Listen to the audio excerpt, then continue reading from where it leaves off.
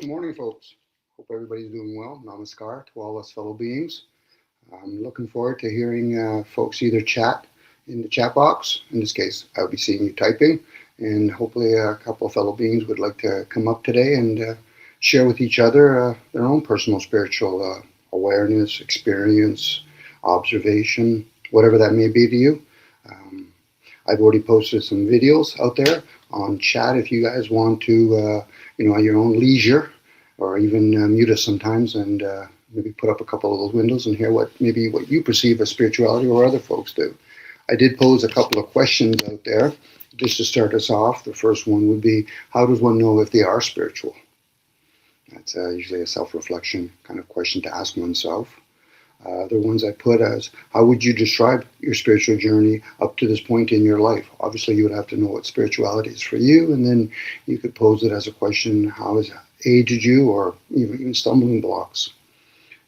One of the easier questions, I guess, to put out there is, what is spirituality? Hence why I put a bunch of videos out there, because there's some people that are probably seeking, curious, or don't even realize maybe they're a little bit too attached to the material, even though we have to play those games. I use the word game, obviously. You can call it experience. So, looking forward for people to come up and share with me. Outside of that, maybe I'll go in a little bit of silence just to reflect on what I've just spoken and maybe what to anticipate.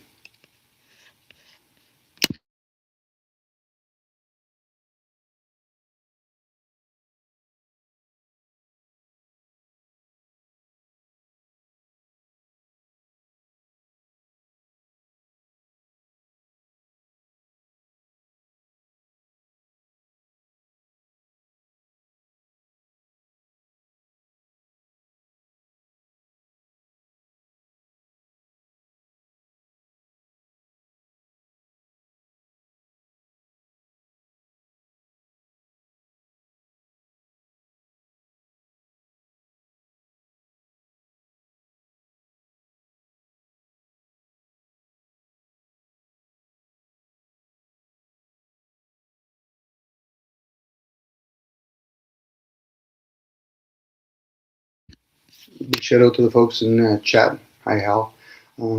Again, this is going to be more of an interaction with each other. So if you don't want to come up on panel and share and we can interact, we can do it actually via chat. So if there's any questions or anything that you want to share that you've experienced or observed through the concept of spirituality, please share.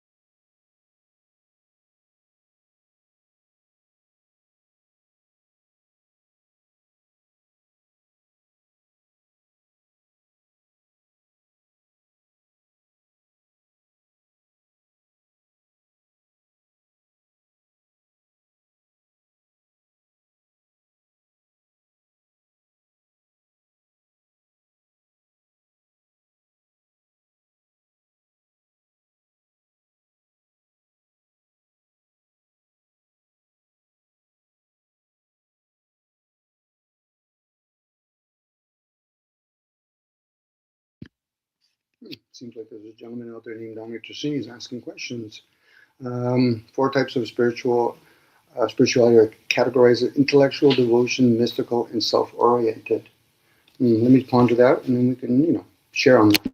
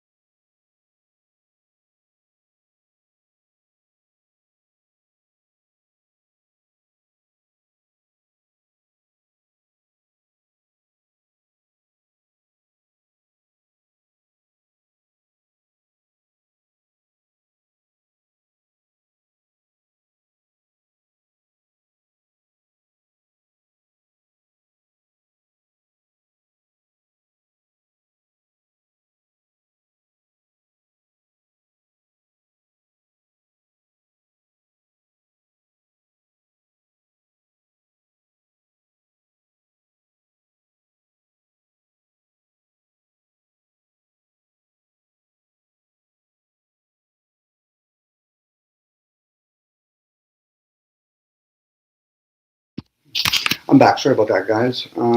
So back to the devotion, mystical, or self-oriented, or intellectual. Some of us, like myself, I enjoy pursuing things intellectually.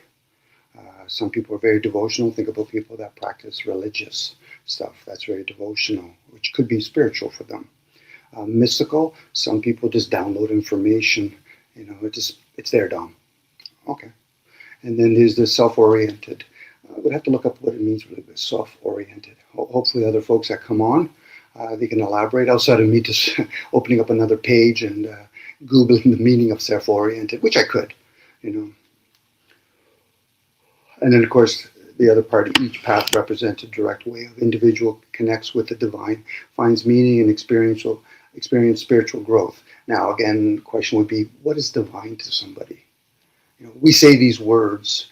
Is this something outside of the senses? Something that I'll try to explain with words, but yet I know I can't explain with words. It's very contradictory what I just said, but it's one of those things where you hear people say, I don't really know how to put it in like words.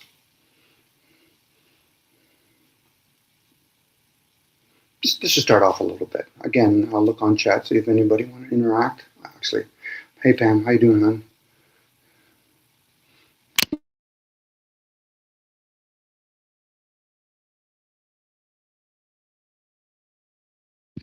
As I greet with the traditional, how are you doing, opposed to how you being.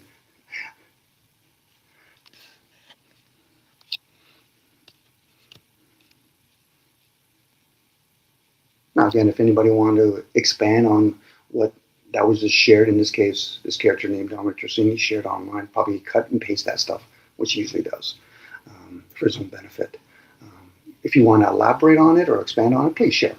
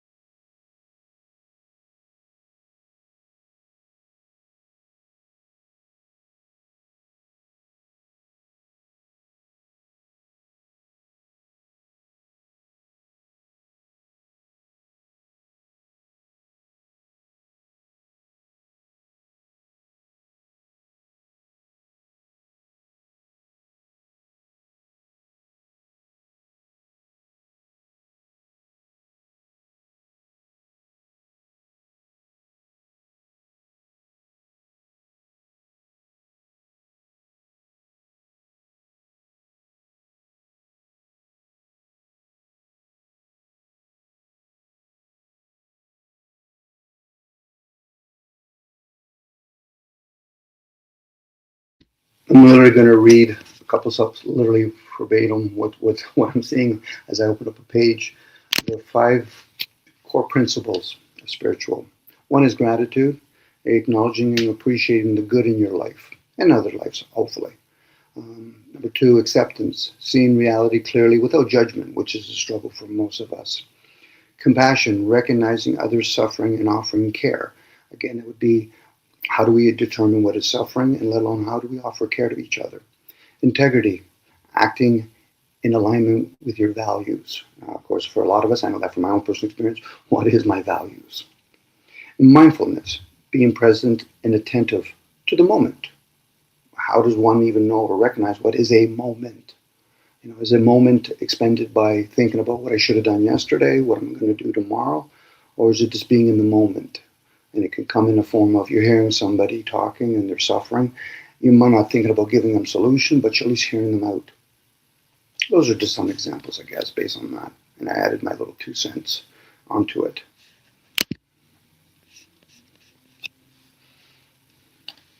Now, a lot of that could be intertwined with what people say, well, then that's about morals. Well, yeah, material is always involved in it. Because if we weren't, how would we be talking? How would we be able to write things down? There is a lot of physical aptitude. Sorry, I'm pronouncing it incorrectly, but anyway, if you guys get it, if you don't, then just treat it that I'm bastardizing words again. Hey, Paula. Yes, Paula. Being fully present. Yes, and it's also the word present in it. It's like a gift.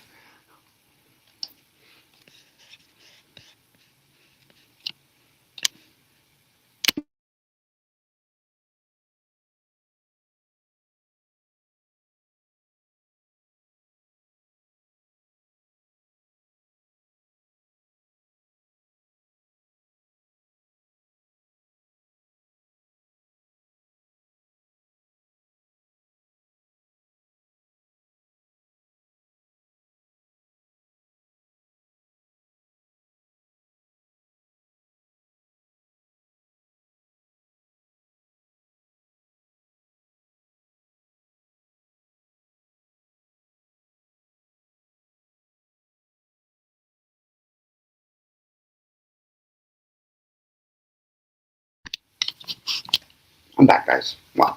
What I did is just kind of meditated on what was being spoken and walked around a little bit. Again, if anybody wants to join verbally, we can have these kind of conversations. If not, just as Paula wrote down there, be in the present moment. It wasn't even a question because a lot of us can relate to that. Okay, then you can go inwards. Okay, what is a moment for me? Quickly, it's a present sense. It's a gift. I'm playing with words, obviously, but we all probably get those moments of awareness or just be.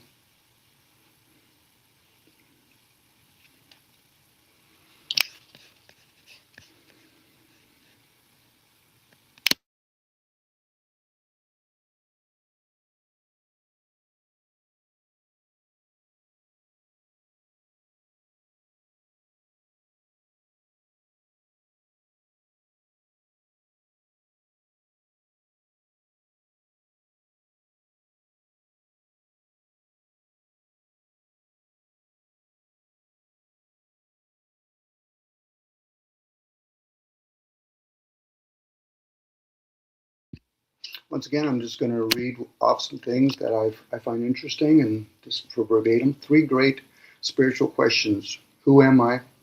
Why am I here? How shall I live? 3 more questions, obviously, and could be more, obviously. And sometimes a lot of us are looking for external responses where a lot of them are probably internal. We can hear each other, but we're still listening from within. A lot of this, guys, I'm just kind of Googling all of this information so I can at least hear myself say it out loud or at least read it within myself.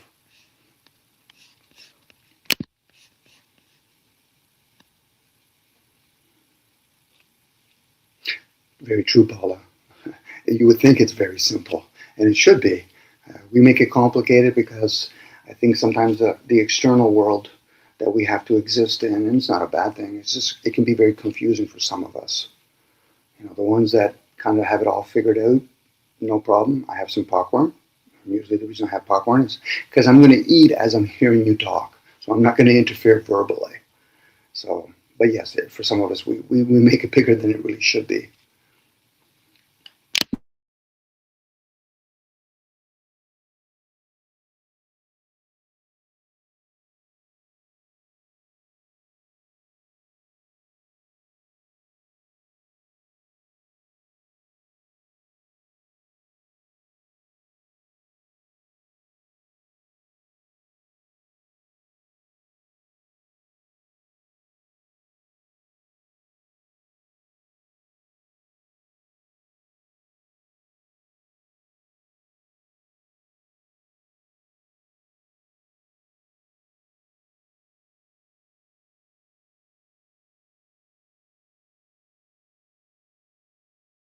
Well, another question from that character named Dominic.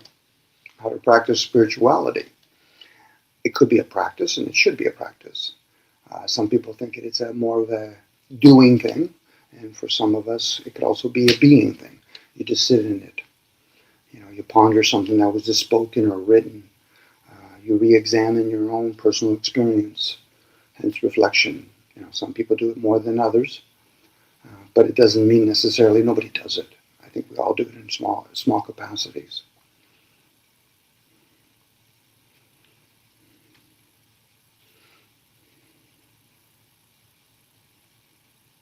The folks have these kind of conversations, or at least entertain these kind of ideals or questions with their loved ones.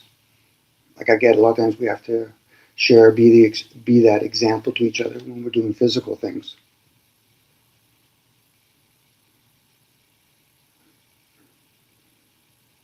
Inspired. That's the word that comes to me as I hear you. What you wrote, Paula. If it moves you, it inspires you. Yes. And again, when those things occur, whether in thoughts or afterthoughts, when we actually do it physically, we have the opportunity to reflect on those things.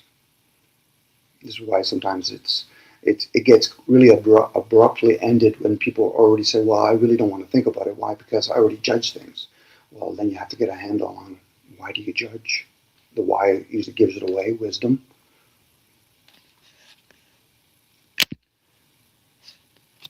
Good day, Judith. How you doing, hon?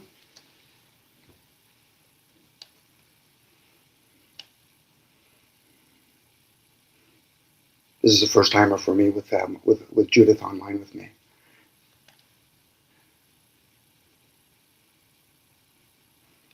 When you're ready, Judith. Can you hear me? Sure. Sorry, can you hear me? I can hear you. Can you hear me? Yep. Sure. The problem is I'm not hearing you clearly, so I'm not sure if that's on my end or. Um. Now I can hear you. Okay. You can hear me now. Thank Okay. you. Did you hear what I asked, Judith, or would you like me to share it again? Reshare because I did not hear. Would you like to share on this topic? Because I know you can, if you like to. About what spirituality is to me? Yeah. Yes, please.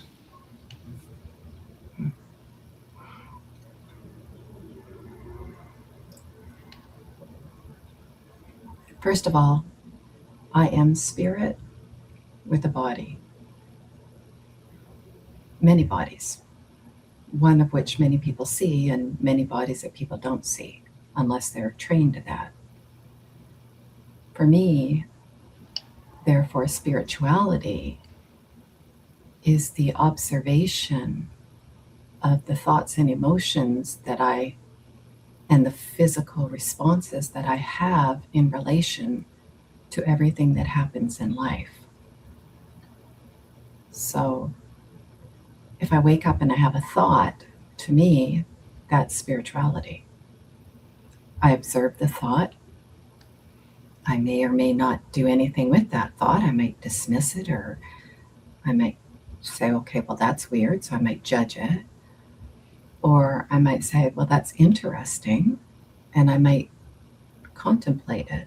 reflect on it, ask it some questions, approach it with curiosity.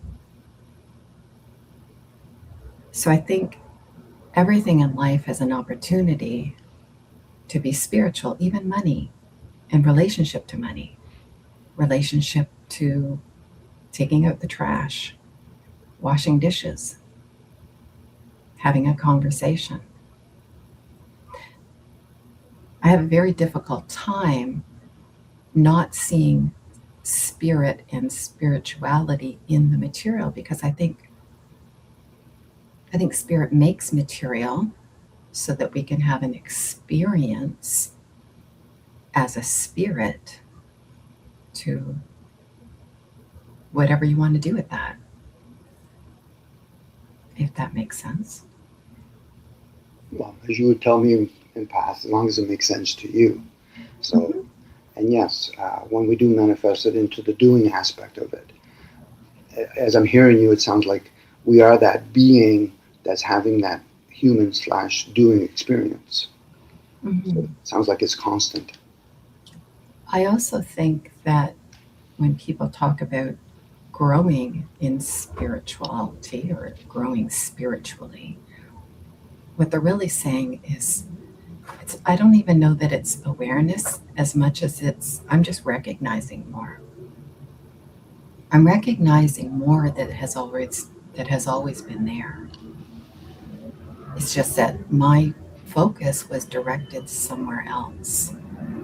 So, for a long time, my focus was on I had to work and I had to perform well at my job and I had to create and generate an income through means of employment.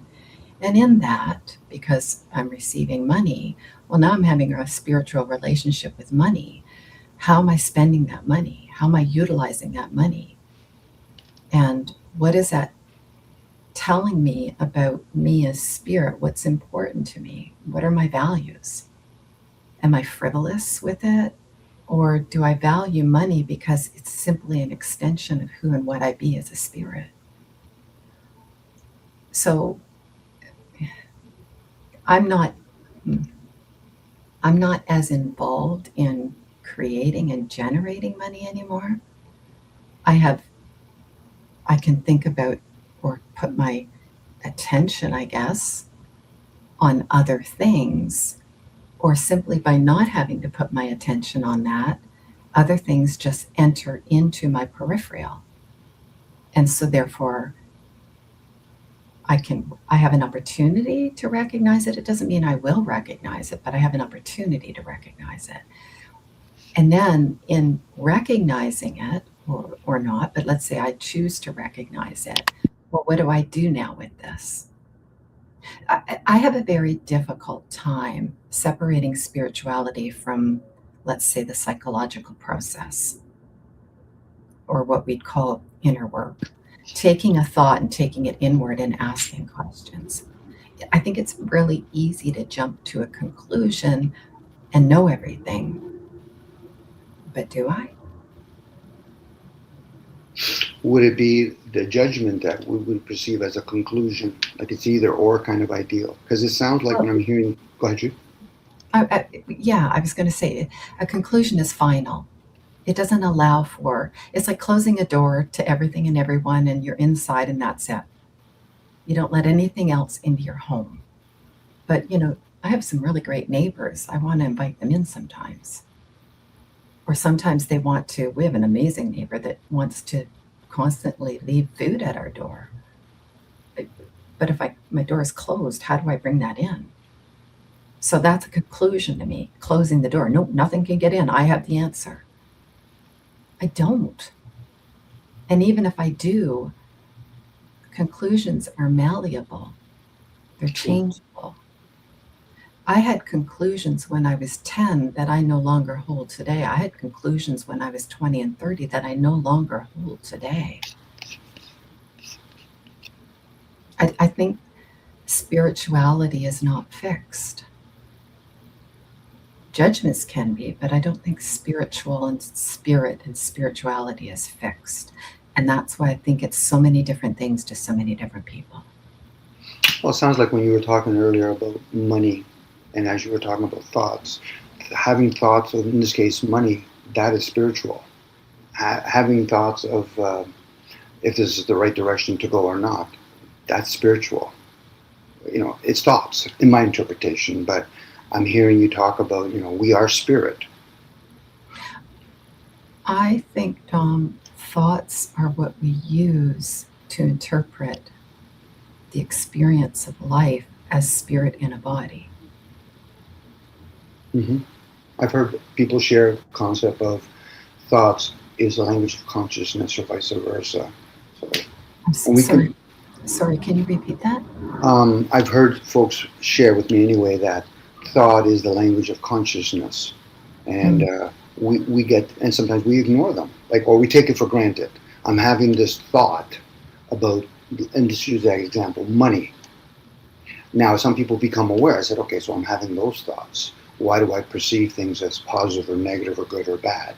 At that point, we're judging those things, which I think we all have that ability to judge it, hence why we probably reflect on things.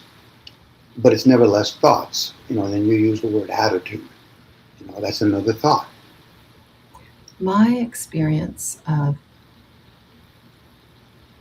being a spirit in a body, I feel everything first. I don't have thoughts first. The body feels, the body is constantly receiving information. Everything about the body, the hair, the eyes, the ears, everything. I think I shared with you the day that we had the forest fires. I put my nose outside and I didn't smell smoke. I smelled fire. And I'm like, how is that possible? I didn't say, oh, that's whack. That'll never happen. I'm probably making shit up because, I'm seeing an orange sky and everything, right?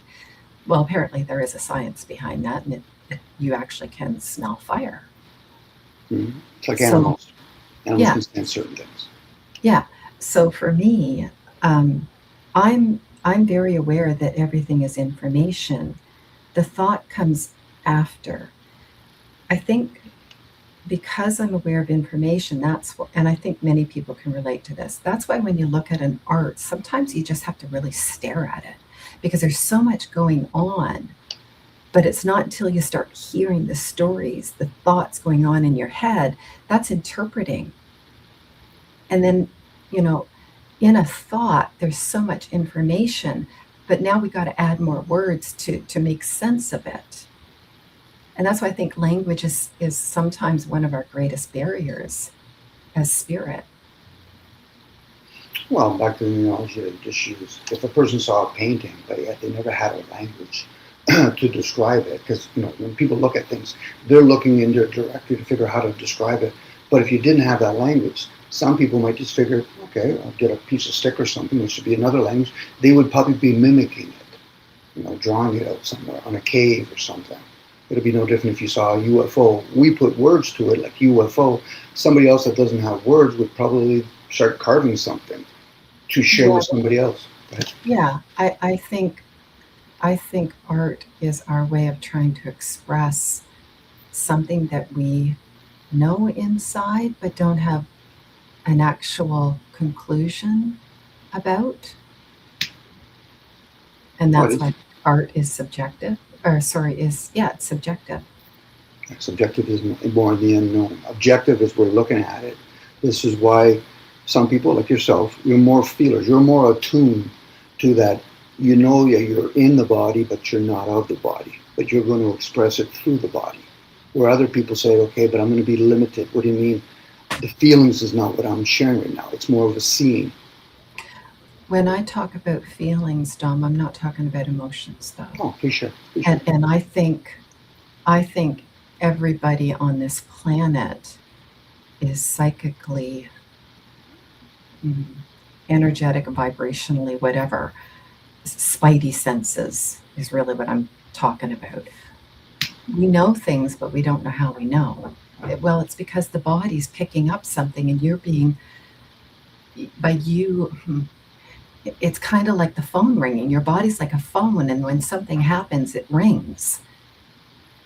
So that can be experienced as, well, I just had a weird feeling or a weird vibe, or I got a sudden pain, like what's that about? Or, suddenly I've got like spontaneous diarrhea and I don't know why. Sorry to be so graphic, but it can come across so many ways through the body. You meet somebody for the first time and suddenly you just get this extreme like disgust come over your body and you want nothing to do with that person and you can't explain why. But your body's trying to. Right. And that's what I'm saying. Like, I think every human body is a receptor, is a psychic or spirit receptor, because it is the vessel of the spirit. It's kind of like I'm the electricity running through the wire, but I can't run through something if I don't have that wire. Like, how does a bolt of lightning present itself? How does that energy present itself if it doesn't present itself as light? Right? So this is the body. So the human body is the vessel or the containment of the spirit, and it's talking. If the spirit is communing with the body all the time, and why? It's so the consciousness that we as spirit in body are having this experience, we can choose to either inquire or ignore that information. And this wonderful, beautiful world is just so full of so many beautiful distractions. Some are necessary. Like I said, when I was younger, I had to work or go on welfare or become a criminal and steal or something. I had to find or be homeless or unhoused or whatever the term is today.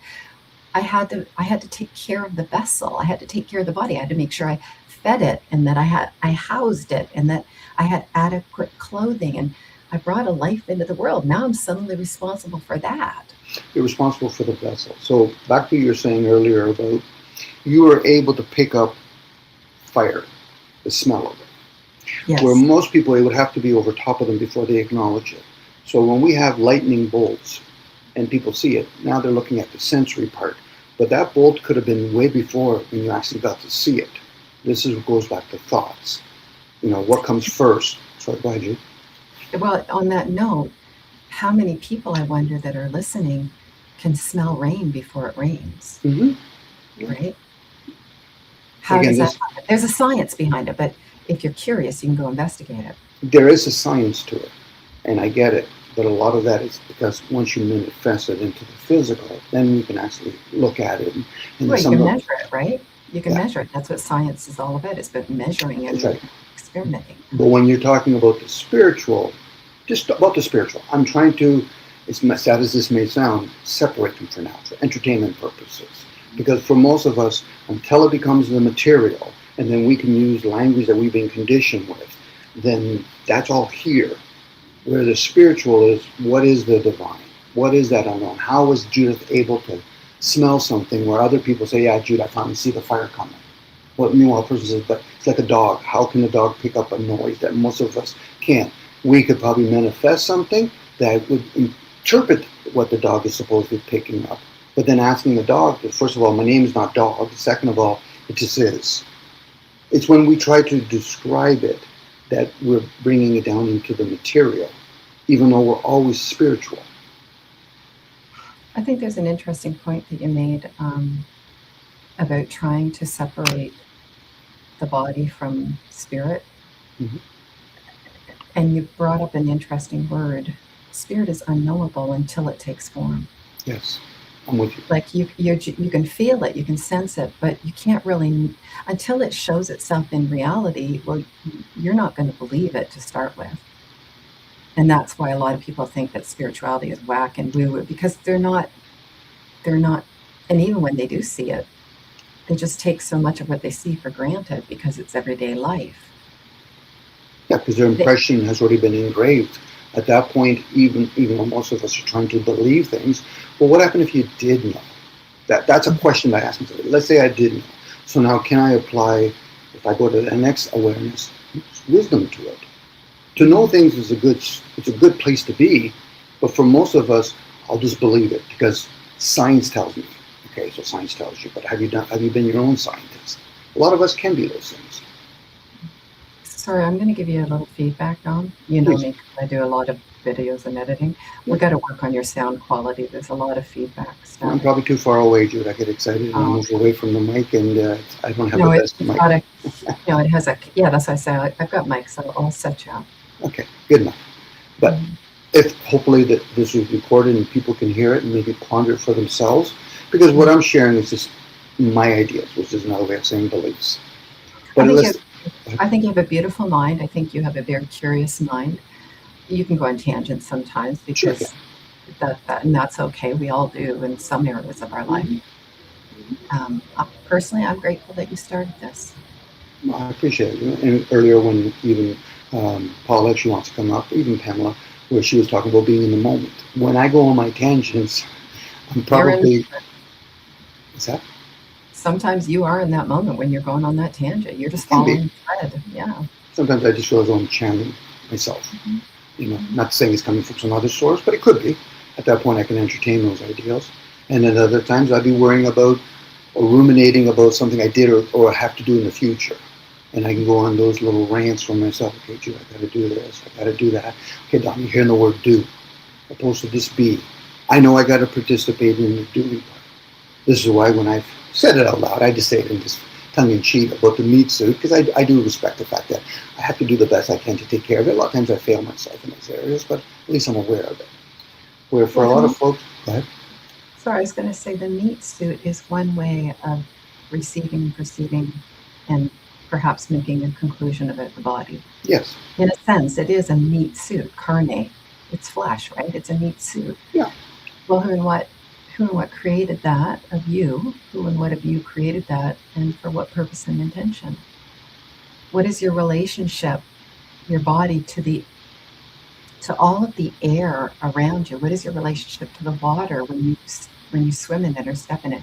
What is your relationship to the earth when you go out and walk barefoot? What is your relationship to food when you put it in your body? These are things that I was talking about. There's so much that we just take for granted because it's just everyday life. You want a spiritual life, start going into those daily habitual things and find, I think you'll, if you're willing to go, and I'm not speaking just you, Don, when I say you, all of us, right? Hmm. There's great richness in that. Everybody wants a rich life, but nobody's willing to start with themselves. Well, that's too vague. That's too mm, broad. Some do, some don't. Um, let's just say there's richness. If when one is willing to go into even just brushing your teeth and combing your hair, taking a dump, having a shower, waking up and smelling your morning breath. Like, I don't know. To me, everything is rich. Life is rich. But if you only measure richness by money and by status and by authority and power out in the material world, well, that's one expression. But that's all it is. It's just one expression. So then that brings us up to now. What prevents some people to be aware that they are spiritual? It's their attachments to a lot of their doing. There's nothing inherently wrong with it, but when a person says, I have to make sure I'm always financially stable, I got to make sure my teeth are always being brushed, I got to make sure I do the correct feeding of the vessel. People can form attachments to those things. And how you test that is, am I going to be aware that I'm still a spiritual being? Mm-hmm. And this is why when people say words, I got to do, I said, okay, so you're talking about the material. So be it. It was never talking about so do it. Because it's a given once you're in the flesh. You're going to put two and two together and say, yeah, I'm going to have to actually steward my body. I'm going to have to grow crops. Wait a second here. We've evolved or devolved. I'll go to the grocery store. Oh, by the way, who gave us the car? So I got, again, all that is doing. So those first impressions can be very lasting for most people. To a point, they'll ignore the parts that they constantly do on a regular basis, whether they do it or be it. The word amen, so be it. Human beings, not human doing. It's nice. It's almost a given that we're doing. And then we can play the mortal versus the immortal parts of us. Again, these are Yeah. just words that I'm using. Go ahead, sure, Jude. Yeah, no, another really interesting point, being versus doing. when I do, I am a lot of times I am bringing the being into the material. Yes. You know, it's like I had to copulate in order to, you know, create life. I had to, and I had to have a desire to want to have a child. The desire is not material. It's not in this material world. That's somewhere that I can't touch desire. Hmm. That's the Coming back being to a of. conversation, yeah, coming back to a conversation. I think the last one you had, the episode about words, touch desire, show me desire. Like you can show me the effects of desire. You can show me the expression of someone that's feeling desire, but show me desire. But Yeah, I most can of us show get you. caught. I can. Sorry, huh? I was going to say most of us pursue it through the acting of it, the act Yeah, of it. yeah. Well, you can show me the manifestation of desire, but show me desire. I can Exactly. feel desire.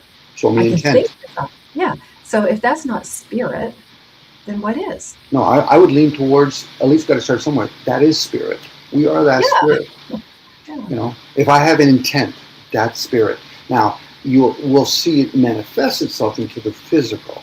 I'm going to have a language that I don't know where it came from, and I'm going to use the word chair, and then we're going to manifest it to an object that we're all going to adhere by saying we're going to call it chair. But meanwhile, somebody else in another part of the world is using a different language to describe the same object by using a word in Latin or Spanish. So at that Okay. point, go ahead. That just reminded me. Sorry to interrupt. That reminded me. You and I had a conversation because I watched this video about tribes, all the different um, primal tribes that exist in our right now, as Mhm. we're even though we're a cultured society.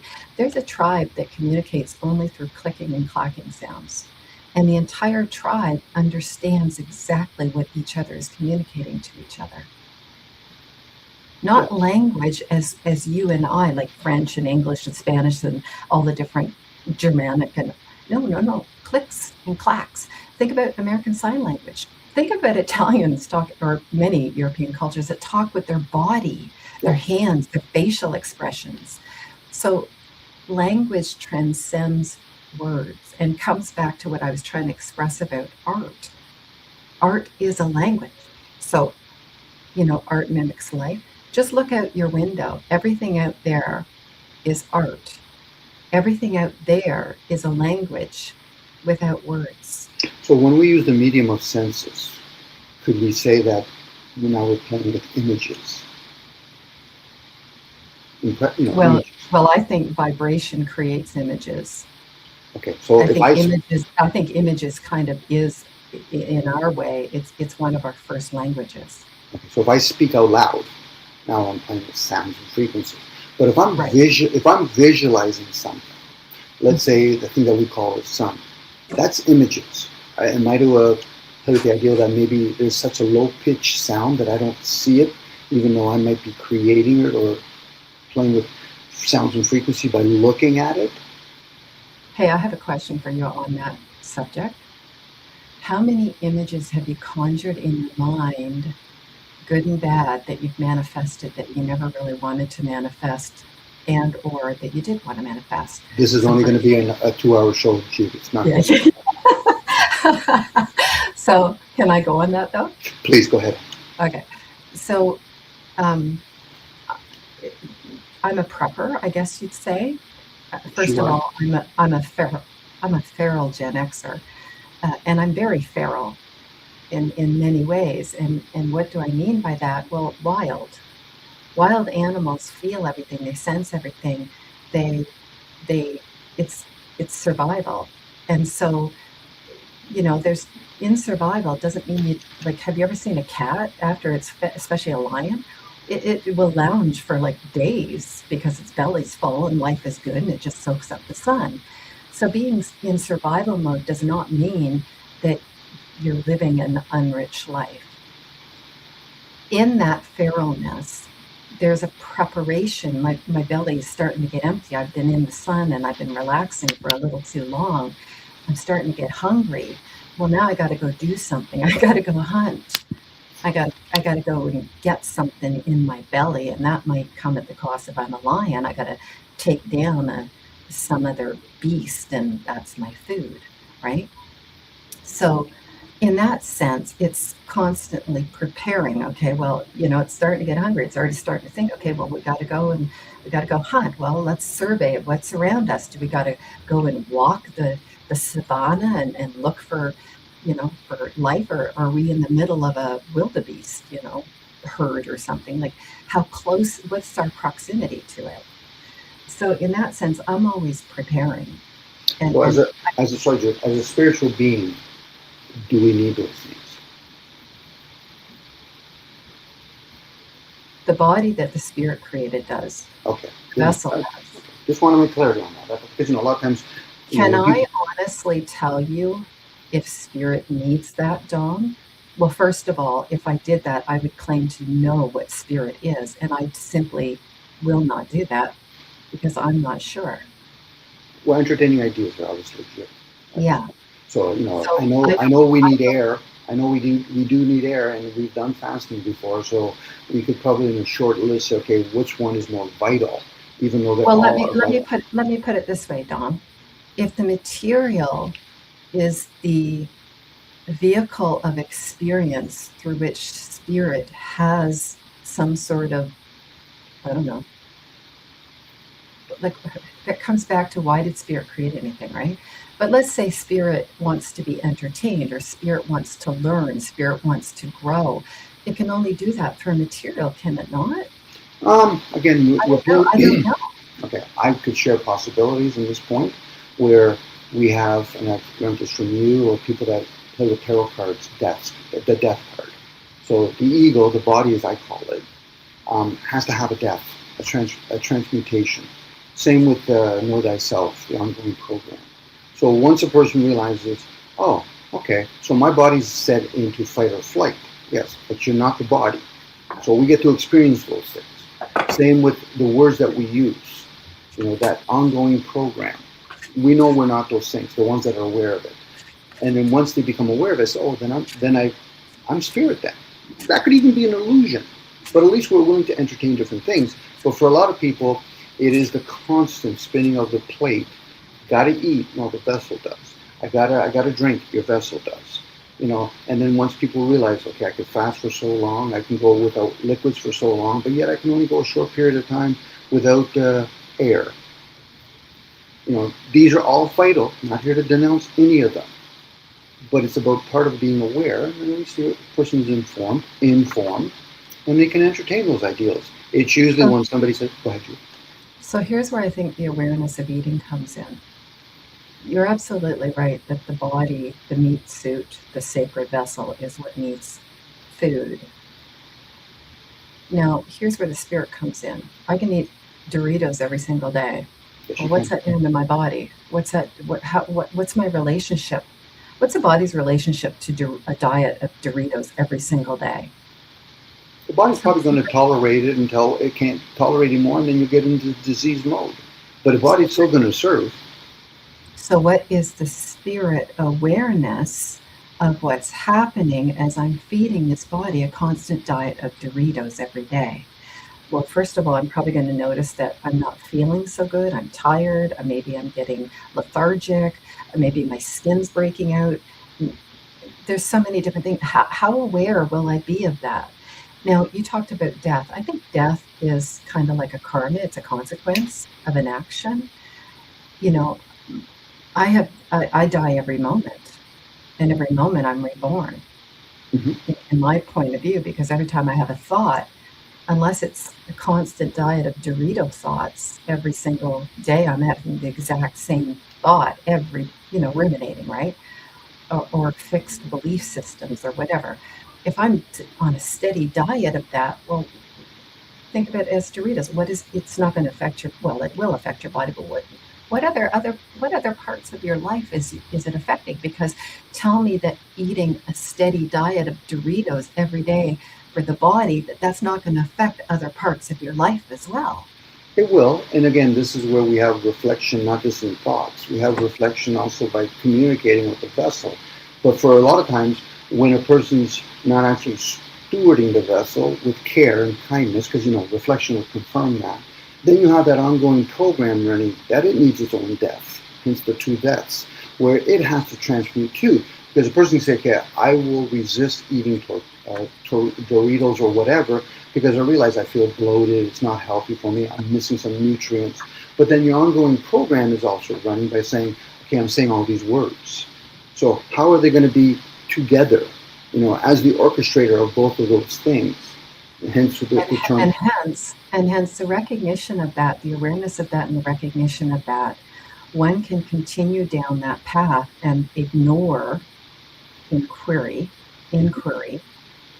or one can become curious. And I think that's what really spirituality, in a sense, is. It's about being curious and asking questions. Do I really want to continue this? Do I like what am I getting out of this that I want to continue this? Yes. And then once you start reflecting on those things, then you can ask other questions such as, is the environment that I actually present this body harmful or productive? And a lot of times people, they'll turn around and say, okay, but I'm going to wait until I see the fire present itself. I'm going to wait till I see my teeth fall out before I realize Wi-Fi is actually affecting this particular vessel that I'm in. It'd be different if... I have a question for you now. Yes. If you didn't have a body, how would you have that experience? Again, you said at the very beginning, we have many bodies. And that's just one body. And that's usually the telltale sign for the sensories. For some of us, it's just no intuitive. Yeah, I'm not really treating my body well, but my program's not on board yet. It's just not on board. I'm like, okay, I know I should diet, both physically, mentally, emotionally. But as much as I say that, my impression is comforts and habits. A lot of the stuff that we have, it's about comforts. We can go to a grocery store and buy foods, and then some of us will be presented, those foods are more times than not malnutrition for your vessel. No different a person stewarding the land. Something, that soil that you're using is going to be very harmful for later products, or things that you want to produce off of it, let alone have your animals off of it. These are just questions that we can pose inside the spirit that we are. Doesn't necessarily mean it needs to be manifested, because there's already things that have been manifested. So it's either how do we actually limit those things so we can make room for other things. For a lot of us, we've been conditioned. Even the language we're using, it kind of gives it away a little bit. There might be a purpose and intention and a reason for conditioning. Otherwise, why would it exist? That could be a whole other conversation another day. Yes. I want to come back to something.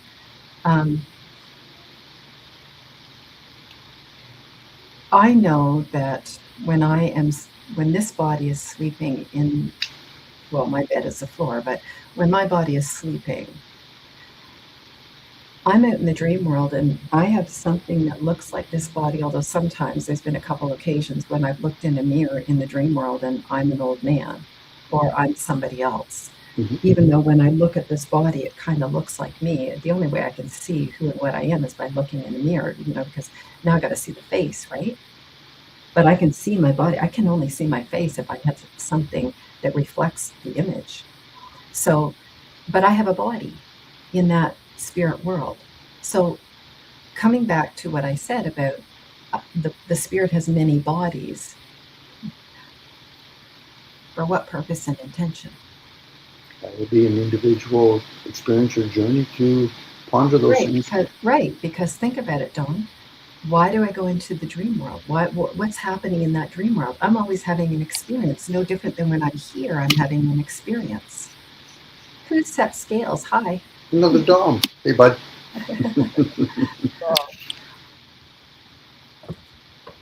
Please share, Dom, if you want. Well, I saw you were streaming, so I thought I'd pop on your stream. Thanks, I appreciate that. Generally, when I read your comments and chats, I think that you have a pretty good spiritual understanding. I appreciate that.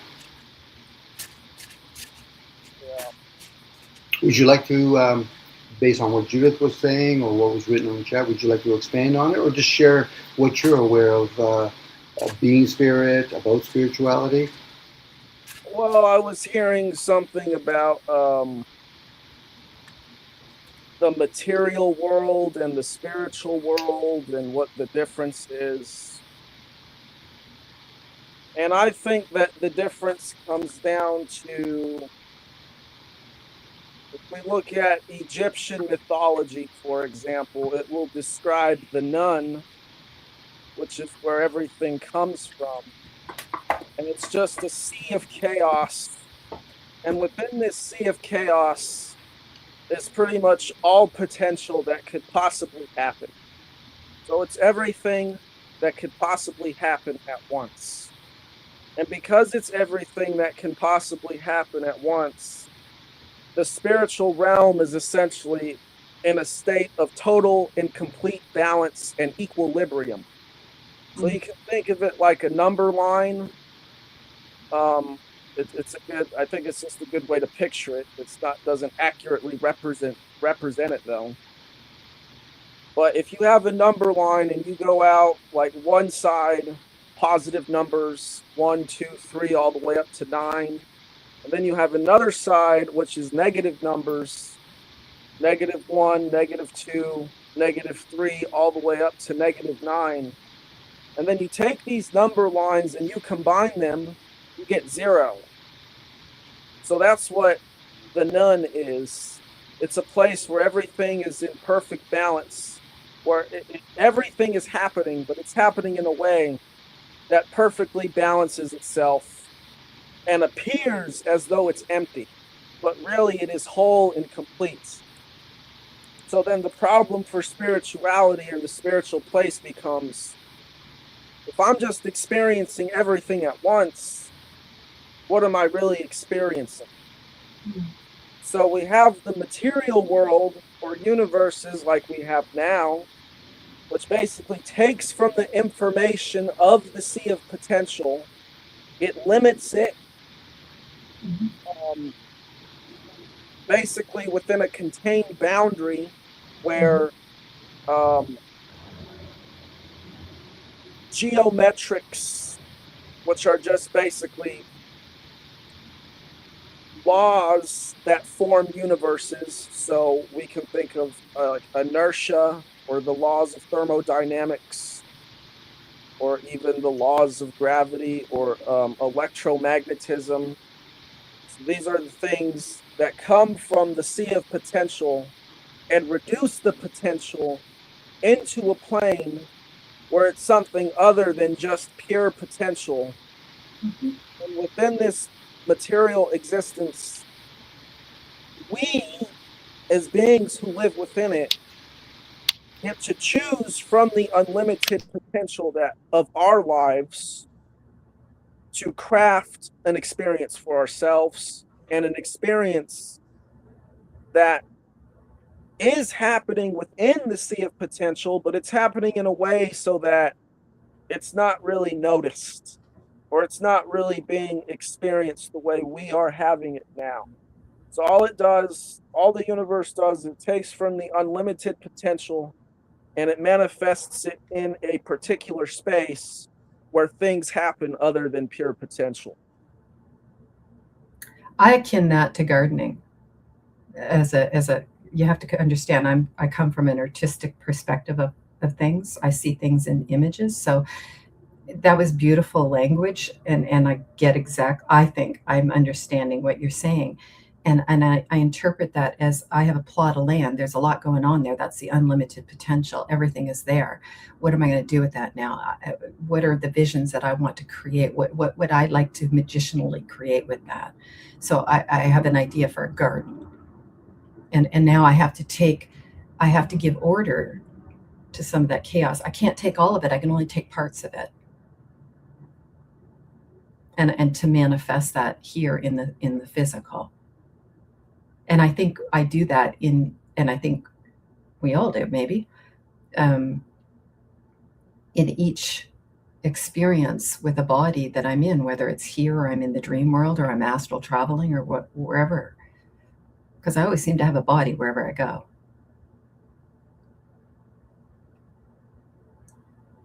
Yeah, I think that's a good analogy, gardening. Mm-hmm. Or even a blank canvas, right? Yeah. Yeah. Like what am I going to put on that? There's so much in that. Everything is there, but what do I want to put here? That's why I think creation is so magical, and I just don't understand why we don't see that. Buildings were once just a chaotic idea. Roads, families, gardens, all the little gadgets that make up everything in your room. You know, the word comes to mind. I think you even said it with Jaden. That was beautifully put, by the way. Order, Yeah. order out of chaos. Mhm. You know, that's the word that you're using, Dom. C. Could be space if you wanted to put it in there, but and then we manifest it into the physical. Are we spiritual beings? I would lean yes. The people that usually say they don't believe in that, I said, okay, so then what do you believe in? You're the physical, which is great to entertain. Then explain, you know, if you hear somebody reported going into a coma, or where do we go when we go to sleep? We can entertain at that point. For a lot of folks, it's a struggle, you know, because even the words that we're using, you know, what language should we really be speaking in? English language, or Greek language, or Mandarin? Should we be speaking with each other with signs?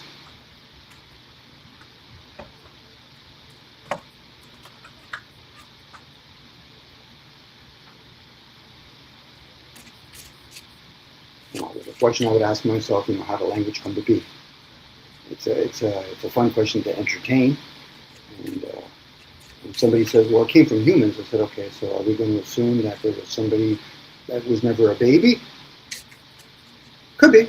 At that point, that's a could be. But if most of us, if not all of us, were babies, well, then how did language come to be? Dom, can I interject something? I have a question for the other Dom. Yeah, go ahead. I know many people are uncomfortable with silence. And yet, coming back to your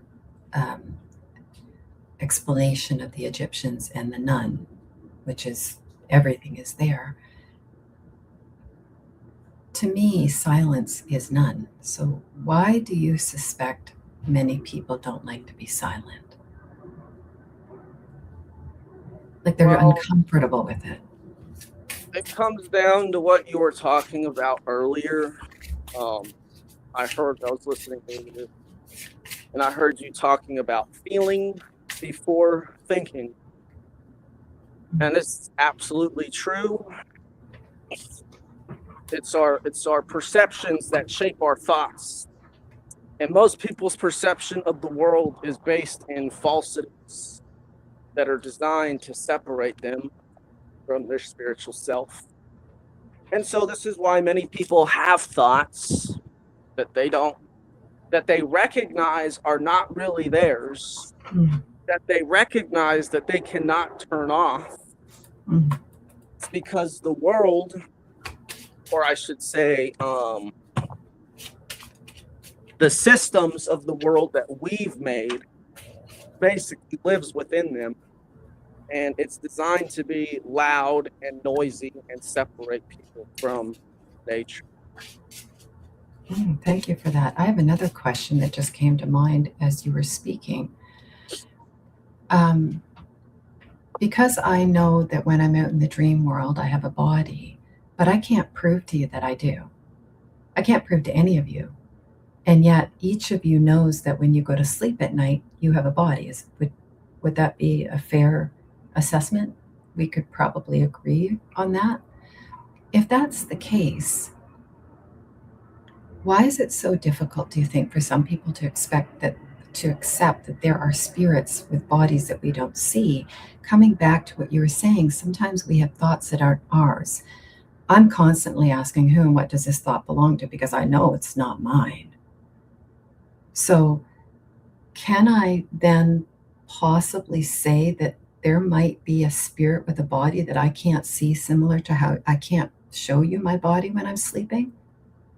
Like when I'm out in the dream world, I can show you my body when I'm sleeping. It's here in the room, but I can't show you the body that I have when I'm out in the dream world.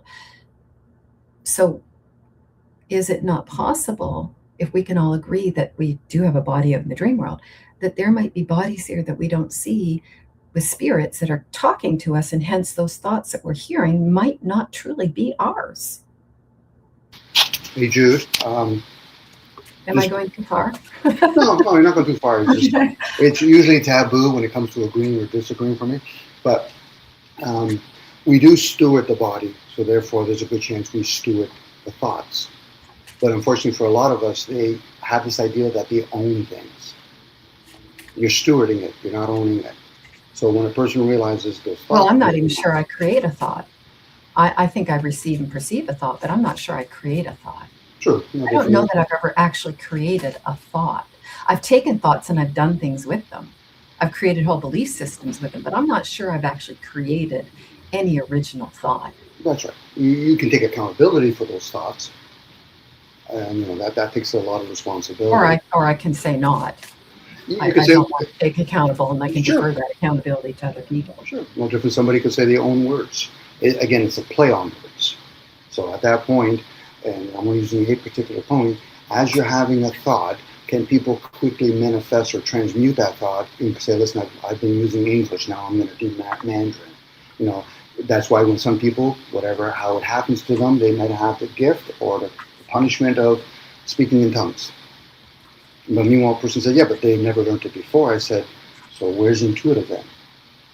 I get a lot of times we use certain brains and we ignore other parts of our brains, in this case, the gut brain. Again, I'm just using ways to communicate, because the spirit is everywhere and everything. But we do manifest ourselves in different types of forms. As you're talking about different bodies, people that study chakras and all that, and realize there's outer bodies, and then there's that one consistent body that the senses, once it wakes up in the morning, they can play with. Or struggle with, whatever word they want to use to describe their views on things. But when we share with each other, it's good to have these kind of conversations. It's always fun when somebody wants to argue with you. I said, so how do you argue a view that you've never seen me have? They've had their own view, and then they've been conditioned by saying, there's the sun, there's the moon. And I said, okay, so you no longer called it Horus and Luna? In that own thing, it tells you we can be manipulated in this realm. No different. You could say, listen, from now on, as of tomorrow, it's August now. It's no longer July. So it tells you that we can easily, be misled when we're in these forms. I have a question. Yeah, go ahead. I have a question. It's just a general question, not for anyone in particular. It comes back to that whole right and wrong. I'm right, you're wrong. Personally, I'm never sure if I'm right or wrong. And a lot of times I might need people outside of me to validate that. And the only reason why I need people outside of myself to validate that is because inside I'm unsure. I can't prove it. There's nothing in this material reality that tells me I'm right or wrong. So unless I'm willing to convince myself that I am either right or wrong, when I'm in that sea of uncertainty, sometimes the only way to feel safe and certain is to find out from someone else if I'm right or wrong.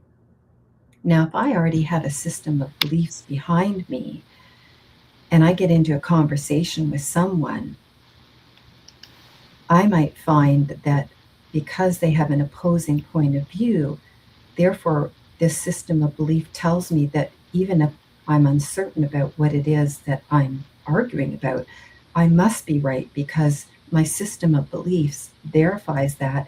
And now that you're presenting something opposite to me, it is a confirmation that I am right, even if I'm not actually right. Well, a lot of people don't challenge the self, hence the term know thyself. So the concept of rights is more about morals. That's the moral form.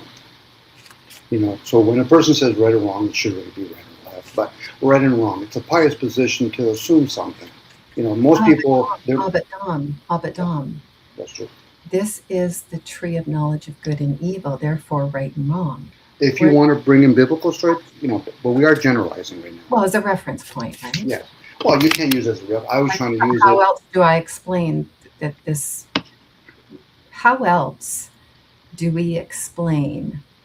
Because I don't know. I have not met anyone on this planet that's never said the word right or wrong, or has never said the word good or evil. It's almost like it's the language of everybody, regardless of what language you It speak. can be. You use the word opposing for some folks. It can be, and for some folks in other moments, it could be challenging. I'm going, oh, I didn't realize I've actually put cement boots on. Where for a lot of folks, it's not really about right and wrong. It's about getting caught. So somewhere along the line, they haven't even learned the boundaries of human behavior, such as, would you want somebody to harm you? Well, no. So then that's a given. What do you mean? It's a given you're not going to do it to others. Oh no. Then now they're playing picking and choosing. Again, it's kind of like asking anybody a very fundamental question: who gave you those rights? It's a question. Now, if a person turns around and says, "Oh, the government did," I said, "So what? They're your maker?" No, no. So at that point, who gives us those rights? Forget about lefts for now. Who and what decided it was right in the first And, place? and then you can Okay, go. so yeah, on that note, do you remember I grew up where seatbelts were optional, and if you were drinking and driving, because I grew up in rural Ontario, they just took away your bottle and sent you home and told you to sober up. Well, today that's a criminal offense. Somebody made that wrong. Somebody made that, obviously, because there's probably harm that came out of it. So we all just sort of, comes back to, can we all just say that we know, even though we can't prove it, that we have a body when we're in the dream world? Yes, and so that right and wrong now Nothing in is this reality, material reality, can prove that, but yet we all have that experience. So we're either all delusional, could be. or right, or so right, yeah, yeah. So who and what made something right? Okay, so this is where I'm going with Jude. You just gave examples of the material. Mhm. Some government or some person says right and wrong, where there's this spiritual of right. That's why I say, who gave you that ability? I never once said it's wrong. I just said, who gave you that? And you lean towards more or less a long time ago, you were allowed to drink and drive and they said, be on your merry way. And then other times they made it a law. This is where humans play with policies opposed to the letter of the laws. If you're talking about us being beings that are wild and untamed, then why would we need policies on us? Because most of us have forgotten those laws. You're playing in nature. There's rules here. If we didn't have rules, then what? The oceans tomorrow are going to say, listen, that dry land doesn't exist. Or the mountains are going to say, we don't need no longer to be here. Those are already been established so we can have fun here. It's not because the humans are creating anything here. Best we're doing is reproducing things or manipulating things. So as we're using a language, we're trying to explain with each other how is that a lot of folks have forgot that you're spiritual beings first and foremost, having a human material experience. I'd It's love nice. Dom. Could I, I'd love the yeah. I'd Go love the ahead. other Dom to weigh in on this. I want to mention on where right and wrong comes from, because I'm pretty Okay. sure I definitively know the answer. And it basically comes down to what I was talking about earlier, the nun. Okay, so you have the spiritual world, which is the world of infinite potential, which means literally everything is happening at once. And so this potential wants to manifest itself. How does it properly do that? Well, it can only do that if each individual thread that is manifesting uh, in real space, which is what we live in, that would be more of total space, the none. We are basically like a thread moving through manifested space. So the only way that it can manifest itself in the way that maximizes the amount of potential that gets made would be if each individual thread owns itself and is responsible for how it acts while it's in this realm. So that Self-governance. Would it that be means another way that of expressing self-governance? it means that each individual is their own sovereign authority, Yeah. Okay. and that no other individual has any legitimate rights or authority to interfere with another being's life. Mhm. And there are several actions which do this, and they are objective in the sense that anyone can look at these actions and say something to what Dom was saying earlier. I don't want this to happen to me. Mm. And these are the actions of murder, assault, theft, trespass, deception, coercion, and sexual assault. So these are the actions that actively interfere with another sovereign being's ability to live their life in the world. And as soon as you've done this, or if you're even complacent with it, you're basically saying, I don't respect myself. I don't respect other people. And so now I'm going to open myself up to the negative consequences, which will naturally come out of violating other people's lives, because you are directly interfering with the unlimited potential of spirituality and its ability to express itself in the world. Now, it's a very limited way to interfere with it, because it's not really possible to contain it as much as people might try. But that's basically what these actions do. They see people living, they don't want people to live a certain way, so they actually go out and interfere with their ability to live. But all this does is it generates negative consequences for everyone involved. That was deeply insightful. Thank you. Yeah, recently someone came out with a physics paper using topology that pretty much is exactly the same way that I've always pictured God. And basically, to try and explain it without getting too much into the math, it comes down to, so you have potential, you have the potential, and then you have manifested space. So what happens between the time that we manifest in space and the potential decides to manifest itself? Are you talking about the liminal space in between? I don't really think it's a space in between, but I guess you could call it that, maybe. Okay. I'm not familiar with that term. But basically... Well, sorry, Dom, think of it this way, right? What is that? What is that place, space, whatever, between what is the chaotic none? It's God. What's here now in the manifest? Yeah, okay. It's God. Because we have no other word for it, right? No, they do. They call it the hot vibration. Oh, okay.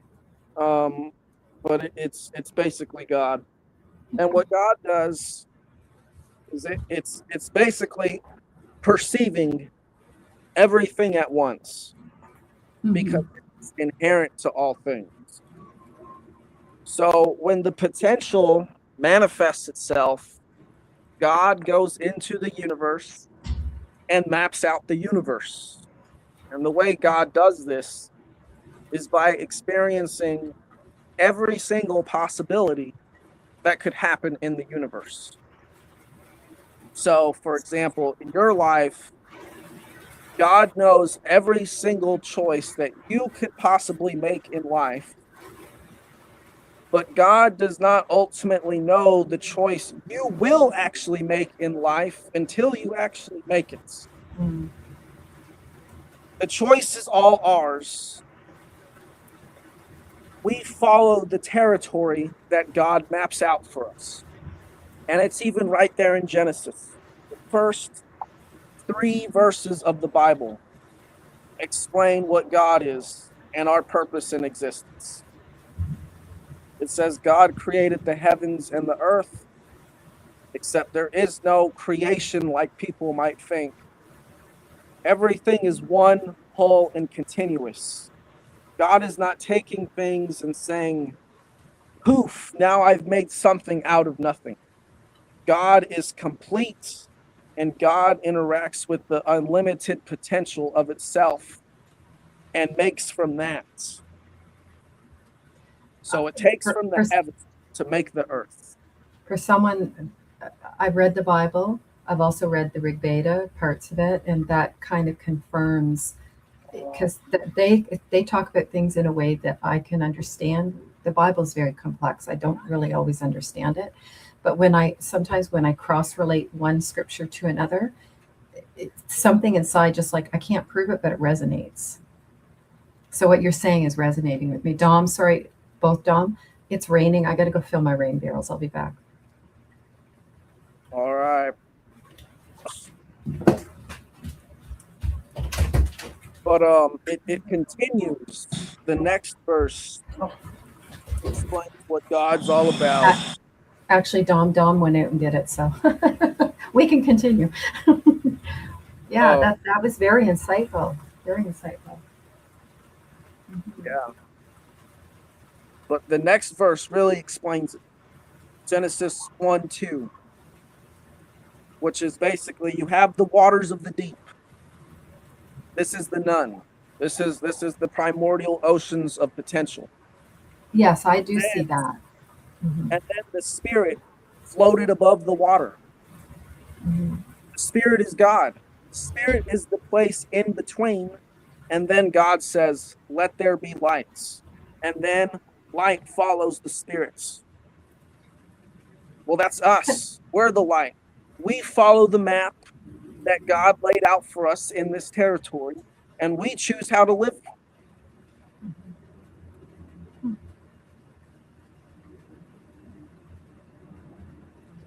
It comes down to electricity, which is the light, magnetism, which is the spirit, and dielectricity, which is the water. These three things, they come together to basically form the universe and existence as we know it. It is the ultimate balance. Our whole purpose in life is to find our own purpose as an individual and learn to best balance chaos in our life, just like God does when he floats over the depths of the water and the light follows. Hey, Don, why do you think people have a difficult time receiving that information? Do you think it's, just why? Why do you think? What are some of your thoughts about why people might have a difficult time accepting that information? Is it the way that it's presented? Is it, or is it something else? Both. It's definitely the way it's presented, but we have to understand why it's presented in the way it is, and it's because there was a time when humans did not have any trouble understanding these things. They didn't even need a book. Mm-hmm. They just lived in nature, mm-hmm. and it was intuitive to them. Mm-hmm. Most of them. I'm not going to say every human was perfect, but the vast majority of humans, I would probably say it's something like the amount of people who accept voting and things like that compared to the people who don't. So the vast majority of people at one point used to accept into their heart nature the same way people accept government. And I would say I would guess it's probably about the same percentage. But what the ruling class has done, and I could get into where I think they come from, but they've basically convinced people to accept their ways instead of the ways of nature. And they do this through inverting sacred spiritual truths, because they can't convince people if they just made stuff up completely. They have to mix truth with the lies, and the people have bought it. Well, that makes sense. You have to have a reference point, so you have to start with a belief that people already have in order to pervert it and convert it. Yeah. Mm-hmm. Interesting. Now, I don't know what you can shed on this, but there is one very subtle nuance in the first couple sentences of the scriptures that has always stayed with me. And it talked about the face of God moved upon the waters. And I was like, I know Moses couldn't look at the face of God. I've always been curious about the face of God. Well, the face of God would just be everything. Yeah.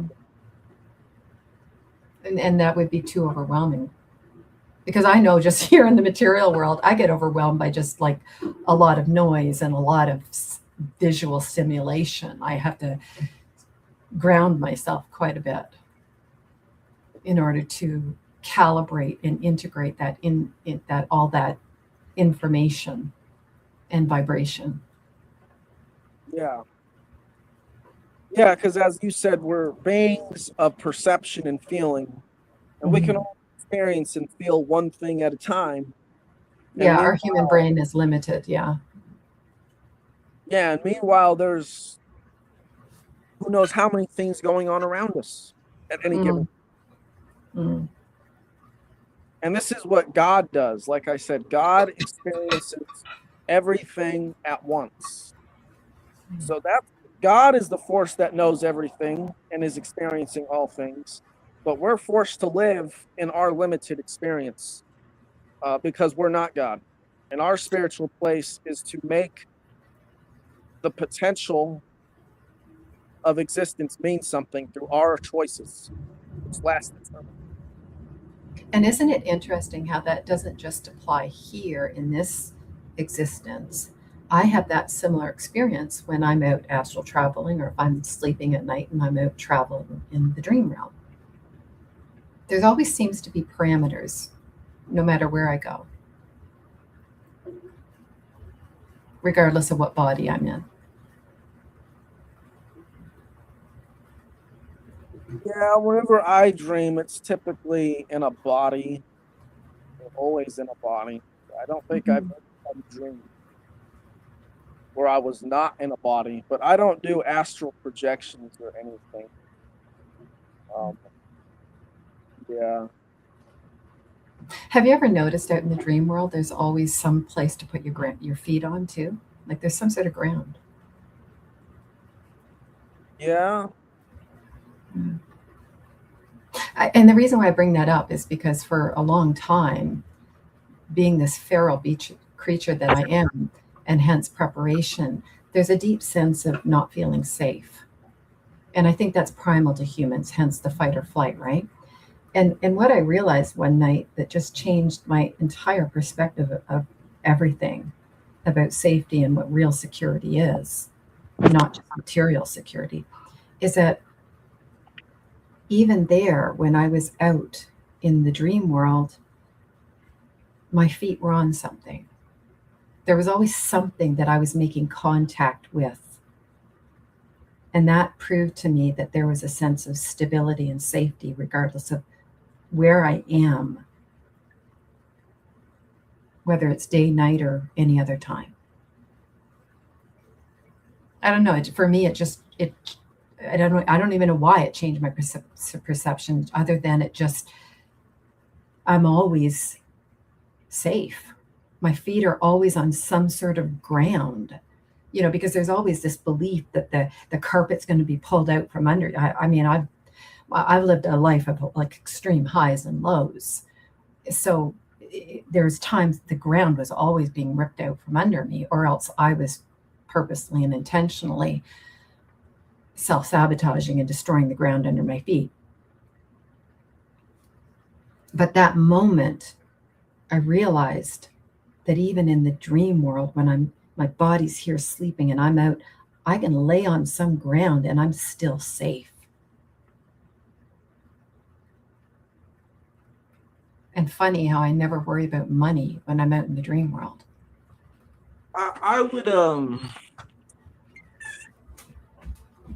I personally look at it through a more psychological lens. I personally think our thoughts are shaped by what we perceive. And the dream, dreams to me, I think, are just exploring your own subconscious and unconscious mind in a way that's basically real. It is real. You're traveling within yourself. Although maybe there are ways where You could open yourself up to other forms of consciousness to come into your dreams. I would think that's totally possible. And I would think that if you know what you're doing, I think maybe this is what astral travel or projection might be. You could project yourself, your own consciousness, into other people's dreams. But when I dream,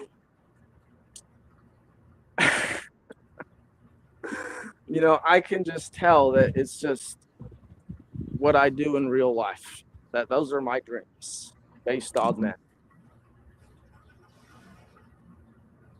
Now, I don't necessarily dislike this. Mhm. Last night I was having a weird dream. I don't know what was going on.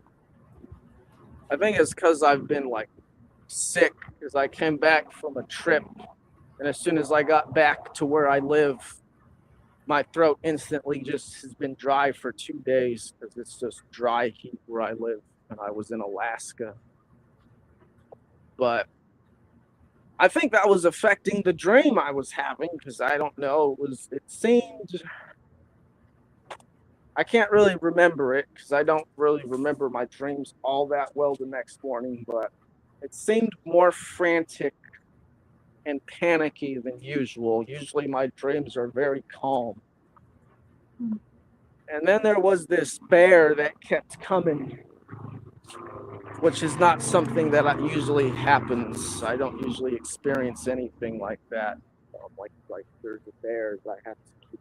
And also I think I felt like a teenager again, trying to hide from people smoking pot. Yeah. But I'm pretty sure it has something to do with my throat and just my trip that I've had over the past couple weeks. I don't know for sure, but can I just share something? I think whatever is manifesting was simply triggered by something unconscious that you're not yet recognizing. Oh, yeah. Because for me, bear is the spirit of healing. I resonate with Bear Clan profoundly. So, and there's a protective quality about that. I'm not going to say anything more. Apparently, I'm not even supposed to say that, but whatever. I did. Well, it makes I don't like to interfere with people. it makes me feel better because if it's a spirit of healing, which I didn't know that, then maybe my dry throat will be gone. Well, in your throat, like how do you? Your throat is essential to communication, right? Yeah, and I've been drinking lots of water. Yeah. It's because but you brought something up. If I can just follow a thread, I mean, let's just go on a wild goose chase, shall we? You brought up something about teenage smoking pot. Oh yeah. The reason you brought that up. So I'm not going to ask you to explain anything to me. This is for your own journey. Oh well, yeah. There might be a connection. I smoke all the time, and I always have. But, I've done my fair share over the years. I use it as a medicinal tool. It's shamanic journey every now and then. I try not to smoke anymore because it's. I've realized that for me personally, my body is so sensitive that the harm for you might be different, but my body is so sensitive that the harm that it creates, for me, I can still do it, but just in a different form so that it doesn't harm my body as much. Right? It's still going to harm me in some way, but it's a tool for me. It's a tool of diving deeper into the psychology, the subconscious psychology that it's there, but I'm not recognizing it.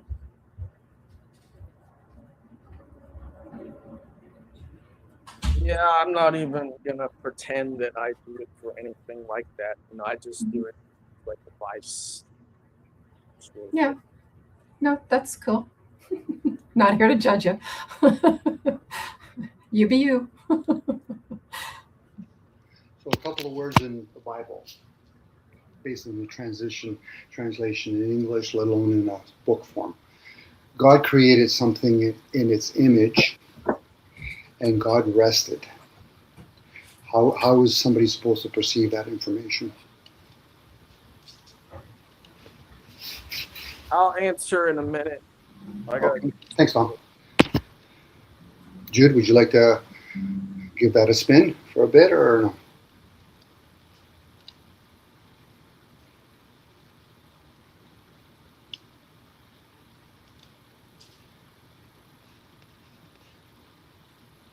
Jude's probably trying to fill up her rain barrels. I've been doing it for us, Jude.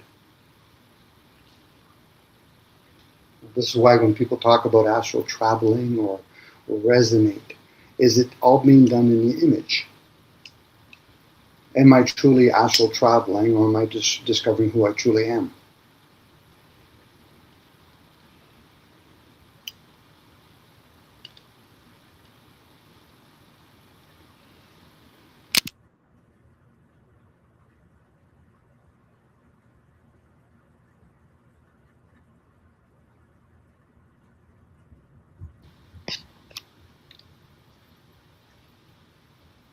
Not to say that the biblical story is the answer to all things, but at least it could inspire people to ponder, the wordplay that are in it.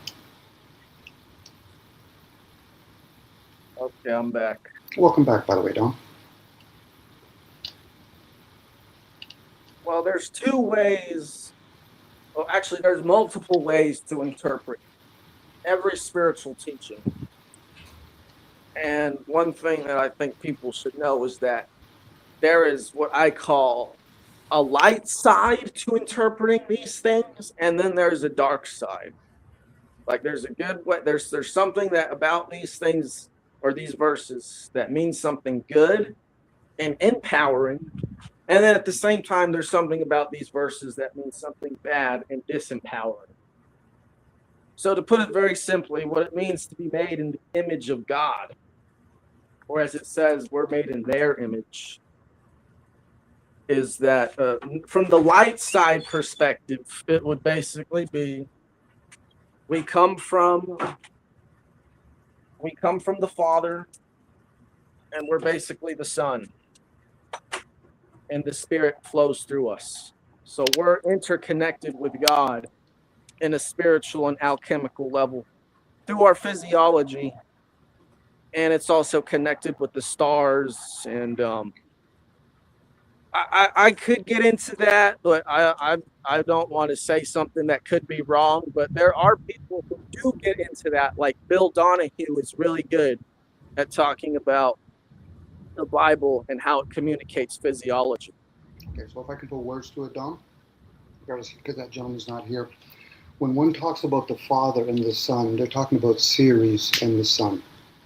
You're nothing new under the sun. You're under a 7-day cycle. Ceres is a 10-day cycle. Hence, when the Sun, S-U-N, is talking about the Father, he's talking about another luminary. This is where the concept of people that understood, and still today, understand the signs up in the sky, and when it manifests itself in the physical, in between is called time and space. So a lot of things have already been foreseen. This is where there's other planes, for example. The gods just didn't end it by, withholding the waters, and then the seven-headed dragon came to be, which is the continents, and then we call it the dry land. A lot of the technology that humans are being presented to is not human origin. It'd be different if we could say, listen, I manifested Wi-Fi. Okay, well, then you understand how to manipulate energies. Again, that goes back to who gave us language. It's not a human origin. Even the humans themselves, they reproduce. They don't create. This is where they talk about the gods created something in their image. Whatever in the garden east of Eden was, that's formation. Even the story of Adam, if we're going to play the story of Adam, he had a physical death, but not a spiritual death. This is why when in Job they talk about a story of the sons of gods coming to see the Lord. They weren't talking about God. They were talking about the Lord now. The rulers. We have rulers in this realm. It has to stay structured somehow. Now, there's other kinds of rulers, people that, are entities that make sure the clouds do what they do, the sun does what it does. But again, for a lot of us, we'll use numbers to gauge things, and we'll call it time. Those are gauges. Even the sun and the moon are signs. Again, if we're based on the story, again, anytime we try to manifest anything into the physical, it's going to be a struggle. We're going to use wordsmith to try to describe something where some people will say, it just resonates. I go on the premise, we're products of the gods, and we get to play. Nothing's that ever been created by God is ever going to be disturbed by humans. Now, where we end up civilizing ourselves, yeah, it can be disturbed. And then a lot of us, we play other games. Okay, so I'm no longer going to be a sovereign being. I'm going to allow somebody else to steward my vessel, meaning that somebody else is going to grow the crops, somebody else is going to raise animals. And then we'll somewhat kill the community by giving you technology like airplanes and boats and trains. So now we can actually spend an enormous amount of energy leaving our home base or where we choose to get birth from. That's why we have science. Again, these are great words to play with that I'm playing with right now. And it sounds like you shared a lot of things about it, Dom. I truly appreciate it. You put it in other ways of putting in words. But if it resonates with each individual being, all the power to you. If it doesn't, then stick to the evil part. Let me change the word. Stick to the material part. I think what you said is good. I did like what you said about Sirius and the sun, because I was talking about physiology, and that's another thing the Bible communicates is astrotheology. Yes. And the way I look at stars is, personally, I don't ascribe to the flying ball cosmology. I think that stars are reflections of what we've done in life, basically mapping themselves out in a picture that some people know how to read. Yes, I'm with you on that, Dom. Images, pictures, whatever word we want to use to describe it. Yes. Yeah. Now, I'm not so good at reading it, honestly, because I don't think I put enough time into learning it. But basically, what we do in life is basically reflected through light and goes into space and forms these images. But if you want to go to Sirius and the sun and how we're made in their image, well, if we use the science model of where atoms come from, or at least one of the science models, because they are conflicting, it aligns a bit with Egyptian stuff in the sense that stars are portals where God's light shines through into this material universe.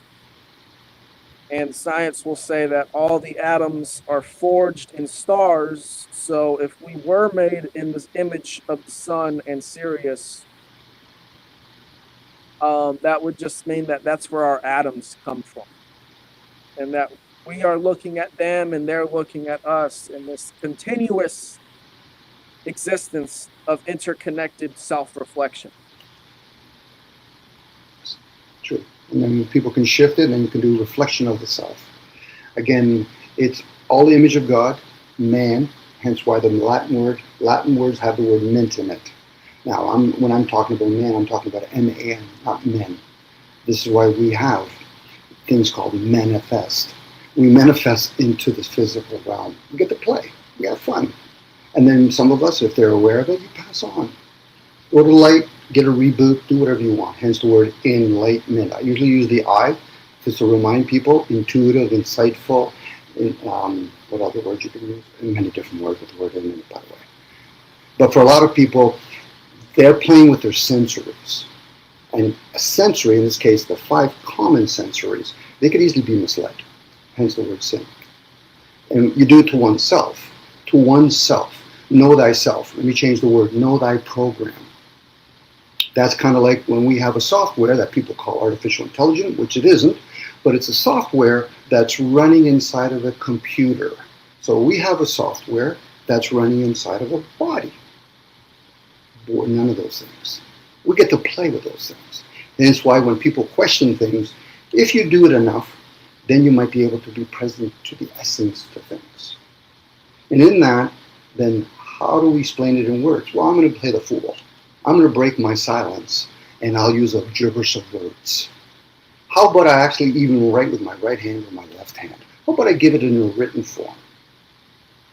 At that point, we're playing with symbols. And as like any element, if you put a whole bunch of symbols together, you're getting different elements. We get to play. Hence the illusion. This is where they talk about the truth, the energy of truth. You know, if you realize you're in the illusion, but you don't want to play anymore, do you want to be set free? If not, continue playing the game. Reproduce a bunch of children, go to work, feed that vessel, do whatever you think you need to do, fill that.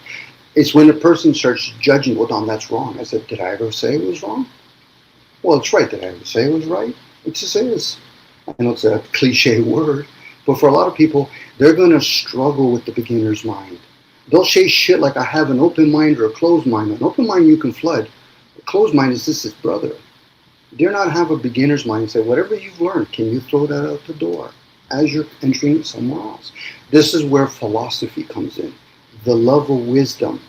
But how can you have the love of wisdom when most people are stuck in belief systems? Forget about knowledge. It's always fun when I hear somebody, well, Dominic, I know nothing. Are you a baboon or something? No offense to the animal. You know a lot of things. We all do know a lot of things. We're living in an age of information. There's no way we can say, well, Dominic, there's no way I have a mission. No, there's no way. You can easily open up a page. Now, a person might turn around and say, but those could be all lies. Well, you're learning critical thinking now. You can critically look at things and examine and say, how do I know it's the truth, let alone a lie, let alone it's true? These are stories that we tell each other. They're fun to hear, and I'm hoping most people are listening from within when they're hearing from without. Because there's something more superior within all of us than without us, hence the word G-host. Now, what I just said could all be full of shit, which I'm okay with, but most people aren't okay with it. That's why they don't speak it, and that's why they try to condemn other people. I'm like, really? So you're living inside of my senses? So you got indoctrinated, didn't you? The word indoctrination. What's the word doctor mean? Teacher. And inwards. Who taught you? Was it your parents? Did your parents teach you how to breathe? I'm just saying this out loud, by the way, Tom. Did your parents teach you how to breathe? Well, no. So then what did they teach you yet? What, did they teach you how to digest your food? Not really. So then what did they teach you? Oh, I forgot. We all fail each other in some small little way. It's when you start becoming aware of those things and like, oh, well, I see where I'm coming from. But a lot of people will go back into that sleep state and then say, well, Dom, I went to university. I'd say, unless you got like at least 70 or 80 degrees, what game are we playing here? And then people will ridicule different people in different clubs, even when people do certain kinds of substances, in this case, medicinal things. It's usually served when you're younger, so a person can find out, what gift do you have? Are you a mystic? Are you a shaman? Are you a seer? Can you predict certain things by looking at the signs in the skies? Can you see colors as you're playing musical instruments? Well, not really. So then why would you be doing it later in life? Are you escaping with that weed or that alcohol? Again, these are all possibilities. And I might sound very sure of what I'm saying, but it's still possibilities. It's usually when we have answers, we should be questioning it as a meeting popcorn. How do we explain it to each other? The unknown. There was something you said Right on. that I hadn't thought of, and I agree with. And I think that it's a point that should be worth saying to someone like Socrates, who says that I know nothing, or I know nothing. Buddha takes it even farther and says that I am nothing. But you said that even the animals know how to do things, right? You know, they know, like, for example, they'll typically know if a storm's going to come because they can smell it, 3 or 4 days in advance, or whatever. Birds can see things that we can't. They have I forgot what it's called, but they have this ability to see the magnetic sphere of the Earth, and they basically fly along it. They see it like with their eyes at all times. So, as a human being, when we are capable of so much more than the animal, in the sense that, for example, we can take complex matter of different components and build something like a car or a house.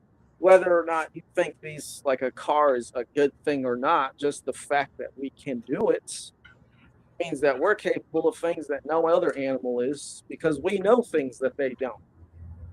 So if we can look to the animals and say that they know how to live in the world, and we can look to ourselves and say that I know nothing, then I would say that that's a level of spiritual responsibility that you are choosing to not accept.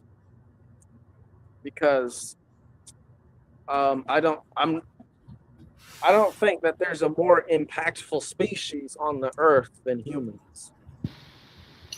Well, that's questionable. So the whole concept of I am, and then whatever you want to fill in yet later, is a persona. I am a man, I'm an electrician. The concept of I am no thing is very important. Whoever stated that understood about personas. So we're the essence to things. We're not those things. This is why when people say, I'm not the body, okay, good start. You're not the body, but you're still going to fall back into it, because you're going to say words like, Dom, I'm 60 years old. Are you 60 years old, or is your suit 60 years old? I know it's a play on words, but so is self-aware opposed to aware of the self. It's like when you change elements. If you change the wording of it, you'll say, I never had that thought before. So then what were you speaking out loud then, if you never had that thought? See, we almost have to get to a point, Dom, where one has to say, what would I be agreeing or disagreeing with another human being? The sound? That's cognitive dissonance to a certain point, because we're favoring certain things. I said, I never experienced what Dom experienced, but I'll gladly hear him out, and vice versa with anybody else. So when somebody wrote something, and supposedly Socrates was trying to share things with other people, so am I to assume that they kept his teachings alive? Probably not. So they inserted, it's an honorable thing to know nothing. Really? So then how would you have wisdom and understanding then? Because knowledge is the child to it. But most people have a stumbling block. It's called belief systems. It's always fun when I hear humans say bullshit. I said, you're offended by the feces of an animal called a bull? You're talking about belief systems, aren't you? Well, no, Dom. Okay, then are you talking about Bachelor of Science? Well, no. So you're using acronyms of twos, forget about acronyms of threes or fours. That all shifts everything. But once a person becomes aware of it, the mass becomes aware of it, then you can have that depth. Even the concept of know thyself. Who's the knower and who's the self? Then eventually people can get into the observer. Who's the observed? Are we observing each other? Because it'd be different if we're all experiencer. But then we have to question why we have TVs, why we have sports and all that kind of stuff, because we like to observe. And we're having fun. Well, I'm having fun. But for a lot of folks, they struggle with it. They'll say reality. I said, but then what is reality? Is reality the only thing the senses could pick up? Because I don't know where thoughts exist. I don't even know where air is. But yet at the same time, the person says, yeah, but look at that leaf. I said, no, you're looking at its effect. To me, Don, with all sincerity, I find it very erroneous that humans use the word cause and effect. I think it's the effect inside effect. The cause would imply you would know where language originated from. And let's say me and you did know where it is. At that point, we've seen an alien. How would we explain it to Judith and other people with a cumbersome language? At that point, when we open our mouth, we're playing the fool. Because the question would be more for the masses. What the fuck are you not doing? Oh, I forgot. You are doing. You're consuming all other kind of stuff. As I'm peddling it, as I'm speaking, it's almost we have to have a revolution from within oneself. But most people don't want that. They want their comforts, and they live with the illusion of anything that's free, which is delusional, by the way. Freedom of speech is not free. Free will is not free. You need effort. Effort in everything that we do. So anytime anybody says, free, you're talking to somebody asleep. Because they've chosen, whether out of conscious ignorance or they're just not aware. But then again, I would say, but you do have an opportunity of actually Googling some stuff just to start somewhere. It could all be misleading us.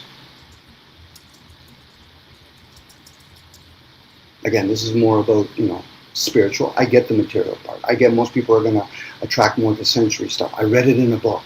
Interesting. You read it in a book. So how did you learn how to read?